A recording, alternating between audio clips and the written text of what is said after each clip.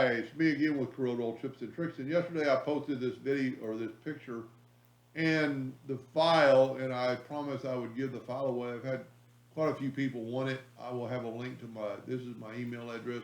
Just email me. And if you need it in something other than X7, which I've saved it,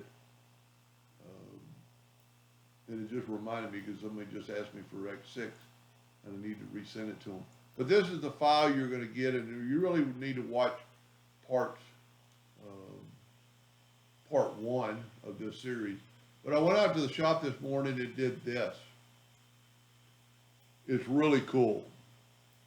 This is a piece of cherry that I painted the entire board white. Everything, it was a white piece of wood. I actually put 2 coats on it. Then I ran it, the whole thing, like this,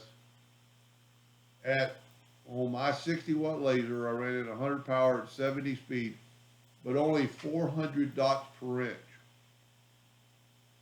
And then I ran it again. And the details of the moon are almost incredible. It's actually better in person than this. So, just give this a try. Paint the entire board. The engraver is going to take off the paint. And then where it's this digitized picture, it's going to take off just enough paint to get the craters and stuff of the moon. So, feel free to ask for the file, and hope that helped. Thank you for watching.